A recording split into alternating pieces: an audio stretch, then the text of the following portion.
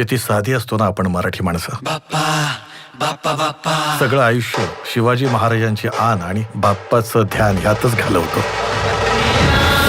पण या ध्यानात हे धन कुठून आलं? विचार कर. अरे काहीतरी रिॲक्ट कर. कुलकर्णी, अहो काय किती जोरात ओरडताय तुम्ही. प्रदूषित होते ना हवा.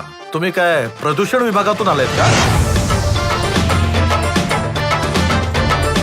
अप्पा मला बॅट घ्यायची आहे. अप्पा ऐका ना, काय? माझा बॅलन्स संपलाय. माझा तर केव्हाच संपलाय. मुलांच्या फिया बाकी. तुला कुठे पाठवलं आणि तू धड काम केलं असं कधी झालंय का?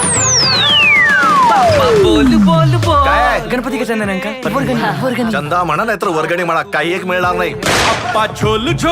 कधी असा विचार केलाय की बाप्पाला एखादा बर्गर देऊया, कधी पिझ्झा खायला घालूया? या वर्षी मोठी पूजा करायची, 100 माणसं तरी जेवली पाहिजे. तुम्ही चेकमेट केलं मला.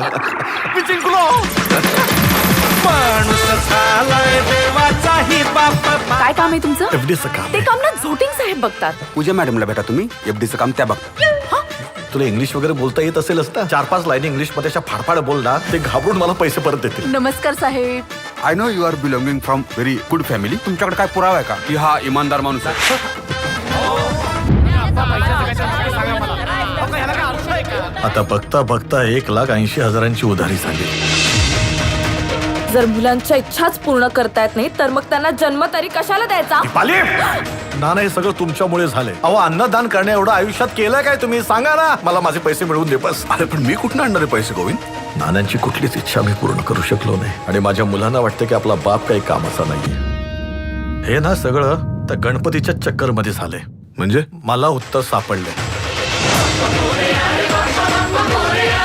ह्याला पैसे दे, त्याला पैसे दे. ऐका, सर्वसामान्य माणसं काहीच बोलणार नाहीत, पण मी गप्प बसणार नाही. जोपर्यंत आपल्याला आपले एफडीचे पैसे परत मिळत नाहीत तोपर्यंत ह्या गणपतीचं विसर्जन होणार नाही.